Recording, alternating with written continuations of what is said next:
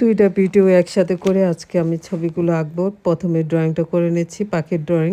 পাখিটা একটা শুকনা গাছের পাতার মধ্যে বসে আছে।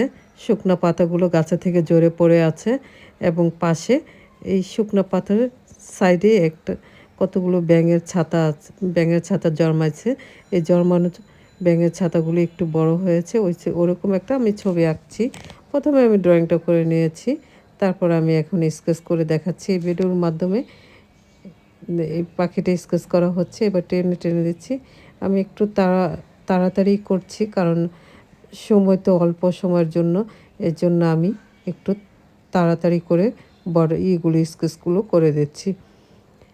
পাখিটা করা শেষ হয়েছে এবং ব্যাঙের ছাতা, যেটা আমরা মাশরুম বলি, কিন্তু ছোটোকালে আমরা ব্যাঙের ছাতাই বলেছি। এর জন্য অভ্যাসটা রয়েই গেছে, আমি ব্যাঙের ছাতাই বলছি। আপনারাও কিছু মনে করেন না, আমি ব্যাঙের ছাতাই বলে দিচ্ছি। আপনারা যেটা জানেন ওটাই বলবেন। এটা মাশরুম হয়, এক ধরনের শুকনো গাছের ঢালে হয়, শুকনো পাতার হয়, সাইড দিয়ে হয়। এরকম মাশরুমগুলো সচরাচর আমরা জঙ্গলে দেখে থাকি।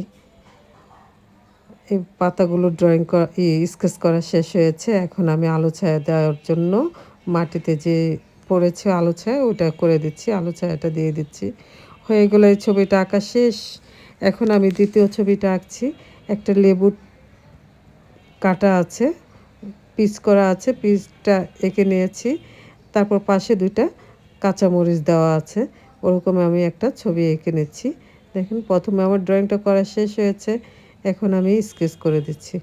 লেবুর অংশটুকু স্কেচ করা হচ্ছে, এভাবে টেনে টেনে দিয়ে আমি স্কেচ করে দিচ্ছি।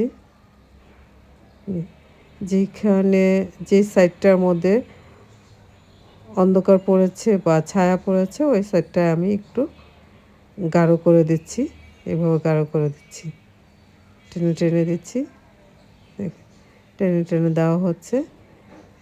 এখন কাঁচামরিচগুলো স্কেচ করা হচ্ছে, কাঁচামরিচগুলো স্কেচ করা হচ্ছে, এভাবে টেনে টেনে স্কেচ করা হচ্ছে।